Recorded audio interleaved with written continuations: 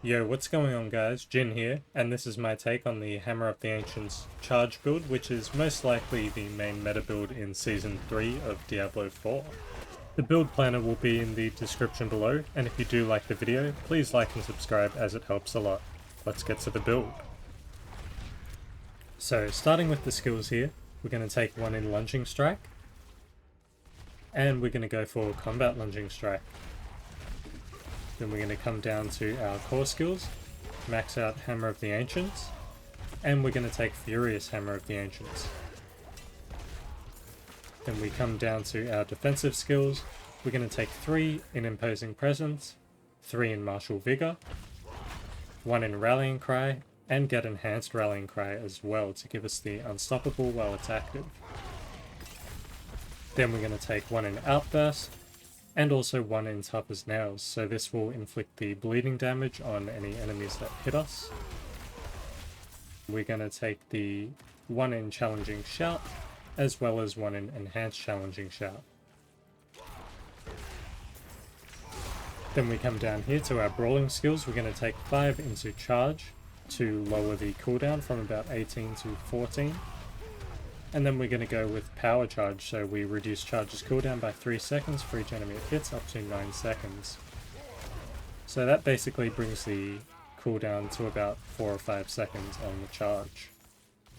Then we're going to take 3 in Aggressive Resistance, and 3 in Prolific Fury. Then we're going to come down to our Weapon Mastery skills and take 3 in Pit Fighter, 1 in Thick Skin, and 3 in Counter Offensive. So just a bunch of passives there. Then we come down to our ultimate skills for some more passives. 3 into Wallop, 3 into Brute Force, 3 into Tempered Fury, and 3 into Invigorating Fury. And then we take all of the nodes in Wrath of the Berserker. And lastly, for our key passive, of course we are going to take Unbridled Rage.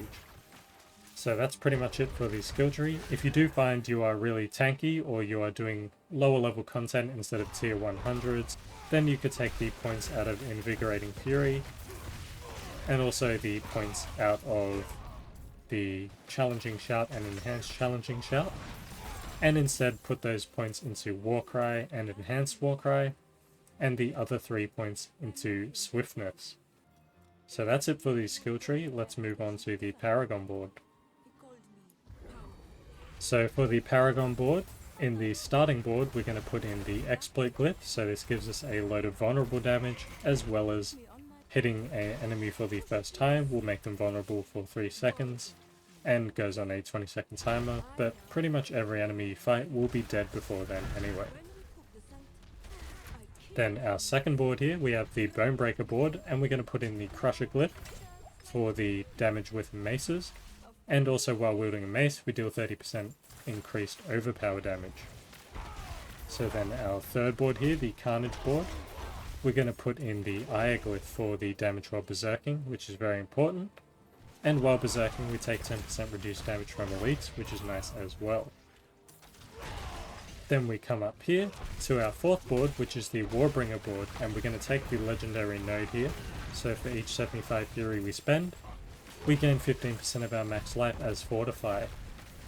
We're also going to put the Territorial Glyph in here for damage to close enemies and damage reduction against close enemies. Then for our fifth board, we're going to take the Decimator board, as well as taking the node. So each time we make an enemy vulnerable, our damage is increased by 10% for 5 seconds. Overpowering a vulnerable enemy grants an additional 10% bonus for 5 seconds. So a lot of extra damage percent right there. And we're going to put in the Dominate Glyph. So that gives us a lot of overpower, and after not overpowering for 30 seconds, next attack will overpower. Then we want to come down back into the second board and pick up Bonebreaker, so every 12 seconds. Next skill is guaranteed to overpower, as well as grabbing Bulwark as well. And then we go on to our final board here, which is the Blood Rage board. We don't have enough points to grab the glyph, but that's okay, we just want the legendary node. So killing a bleeding enemy has 10% chance to grant berserking for 5 seconds, and the damage is increased by 25% of our damage roll berserking bonus, so 74% in my case, which is a lot of damage. So that's the main board that I use, but there is also an alternative board, and you would use this alternative board if you aren't really doing a lot of Duriel rotations, and you're more just doing solo gameplay and overworld clearing, and it's probably a little more efficient for dungeons and vaults. So the first board is exactly the same as before. The second board, we have the Might Glyph instead of Crusher, so one little change there. Third board is exactly the same as before as well. Fourth board, also exactly the same as before.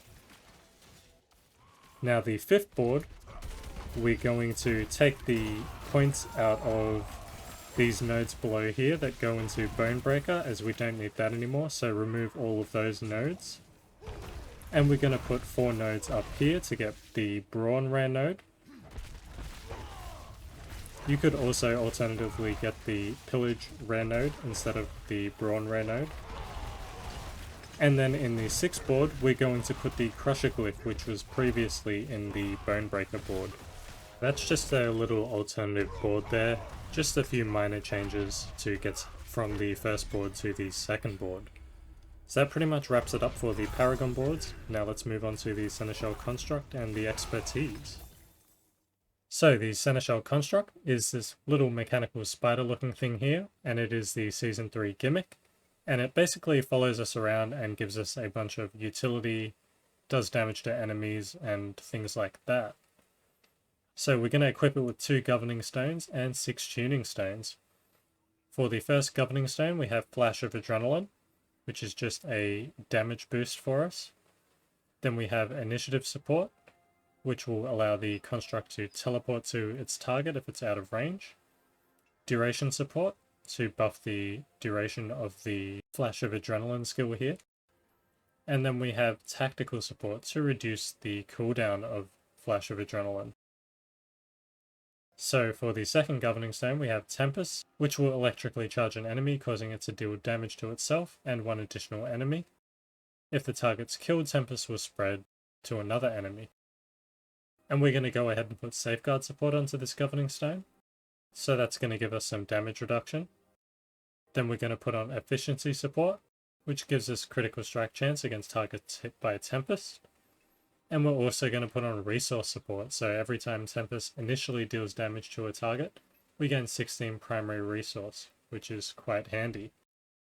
So that wraps up the Seneschel Construct. For the Expertise, we're going to use Two-Handed Axe Expertise. That's going to allow us to deal increased damage to vulnerable enemies, and get increased critical strike chance against vulnerable enemies. So now we move on to the gear. So on the left, I'll list the affixes you want from best to worst. Let's start with the Helm. So we're going to have Tusk Helm of Jorrits the Mighty. That gives us attack speed, damage roll berserking, max fury, and ranks into aggressive resistance. We also gain this awesome unique aspect. When you gain berserking while already berserk, you have a chance to become more enraged, granting 15% increased damage, 2 fury per second, and 10% cooldown reduction. So you would want to replace this with a Shaco if possible, but if you don't happen to have a Tusk Helm, then you would want to use something with total armor, cooldown reduction, max fury, and max life. And for the aspect, you would put on the Aspect of Disobedience here. That will give you a huge stacking armor bonus. So next up we have the chest piece. We're going to look for a quad defensive chest piece. So we're looking for total armor percent, damage reduction when fortified, and damage reduction versus bleeding enemies. If you can't get those, look for damage reduction against close or against distant. And if you can't find those as well, then look for max life or all stats. So for the aspect, we're going to be using Juggernauts here, so we gain a huge amount of flat armor, but our evade cooldown is 100% increased, which is fine because we have many stacks of evade thanks to our boots. So next up we have the gloves. We're going to look for ranks into Hammer of the Ancients, critical strike chance, attack speed, and strength. If you can't get that, look for all stats or overpower. So for the aspect, I'm using elements here. This gives us a 30% damage increase to physical, which is what we want, every 7 seconds, as it will alternate between the two sets. So you could use Relentless Berserkers here, but I'm using that on the boots. So next up we have the pants. We're going to use Tybalt's Will here, of course, it's best in slot, as it gives a huge amount of damage. As you can see here, 25.5% damage in my case. We also get some maximum resource, which is really helpful for Hammer of the Ancients, damage reduction from close, and we also get some extra potions. We also get this awesome unique aspect, which is we deal 20 to 40% increased damage while unstoppable and for 4 seconds after, and we become unstoppable, we gain 50 of our primary resource. So this goes well with the charge to grant us unstoppable. So it's basically always up if you time it right. So if you can't get Tybalt's Will, which is also basically another Duriel drop, then you would look for pants with total armor, damage reduction while fortified, and damage reduction against bleeding enemies. And for the aspect, you would put in the aspect of might, so that will give your basic attacks the ability to give you 20% damage reduction for 2 to 6 seconds depending on your roll.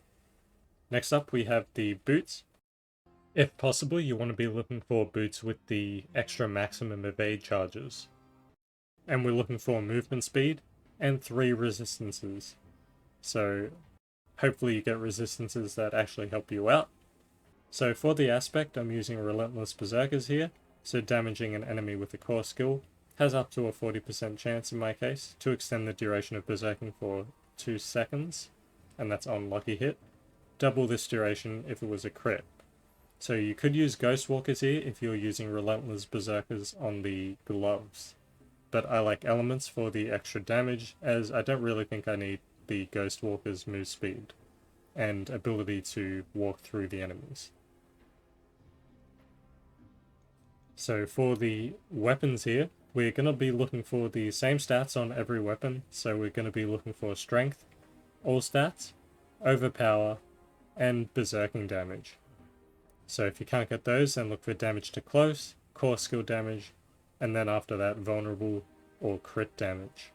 So for the aspects on our weapons, for the two-handed mace I'm using the aspect of Limitless Rage, so each point of fury we generate while at max fury grants our next core skill within 5 seconds, 4% increased damage up to 60%. Then on our two-handed sword we're using Edge Masters, so skills deal up to 40% increased damage based on our primary resource. But if you do happen to have a grandfather, you would be using that here, and you would put Edge Masters onto your gloves. For our one-handed weapons, we're going to be using Earth Strikers, which is after swapping weapons 8 times. Your next non-basic skill will overpower and deal 50% in my case, increased overpower damage. And then our other one-hander, we're using the aspect of Ancestral Force. So Hammer of the Ancients will quake outward and deal 15% increased damage in my case. This aspect is very good. Next up we have the Amulet. So we're using Banished Lord's Talisman here, which is also another drop from Duriel. So it gives us crit strike chance, overpower damage, resource generation, and ranks of core skills. But more importantly, we have this awesome unique aspect. Once again, after you spend 300 of your primary resource, your next core skill is guaranteed to overpower, and your crits that overpower deal 120%, in my case, increased damage, which is actually just an insane amount of damage. If you can't get that, then you would use something with total armor percent, cooldown reduction, fury cost reduction, and move speed. And for the aspect, you could either put Earth Strikers on here instead of the weapon, or you could put Accelerating on here. So when your core skill critically strikes, you can gain up to 38% increased attack speed if you have the max roll. So next up we have the Ring of the Red Furor here. So this is basically a drop from the Echo of Varshan.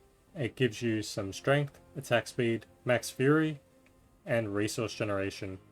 And for the unique aspect, when we spend 100 fury within 3 seconds, our next cast of Hammer of the Ancients within 5 seconds is a guaranteed critical strike and deals 10 to 30% bonus crit strike damage. So for our next ring, we're going to be looking for something with critical strike chance, damage while berserking, max fury, and resource generation. For the aspect, we'll be putting in the aspect of Unrelenting Fury. So killing an enemy or hitting a boss with a core skill refunds 20 to 30% of its base Fury cost. So this is really helpful in sustaining your Fury levels. So if you don't have access to the Ring of the Red Furor, you would basically use a second one of these rings, exact same stats, but for the aspect you would either use the aspect of Echoing Fury, generate 10 Fury per second here while any shout skill is active, or Berserk Fury, which will allow you to gain 3 to 6 Fury per second whilst berserking. So that pretty much wraps it up for the gear. For the gems, jewelry, we're basically using whatever we need to get to our maximum resistances, so I was lacking a lot of poison and a bit of cold resist, so that's why I'm using a sapphire and 2 emeralds. For the weapons, we're using the red gems for overpower damage, and for the armor, we're using the red gems for max life, although you could use the blue gems for damage reduction whilst fortified. So just a few basic tips for playing the build. You want to use lunging strike for mobility and to easily stack your berserking. Try to hit 2 or 3 enemies with charge to get the cooldown down to about 5 or 6 seconds. That way you'll have the aspect from Tibalt's active basically at all times. You want to save your challenging shout or war cry if you're using that as an interrupt or for big elite AoE packs that you don't instantly kill. And you want to use your rallying cry if you don't have unstoppable up and need a surge of fury. You also want to try and remain at or above full fury if possible for Edgemasters and Limitless Rage to do their maximum effect. As for Wrath of the Berserker, you'll basically just be using it for the boss or really big annoying packs of elites that you just want to wipe out instantly. So that pretty much wraps up the build. Thanks for watching. Please leave a like and subscribe if you found this video useful or helpful in any way, as it helps out the channel a lot. Again, the full build planner will be in the description below, so make sure you check that out. Thanks again, I'll leave you with some more smashy footage. Hope to see you in the next video. Bye!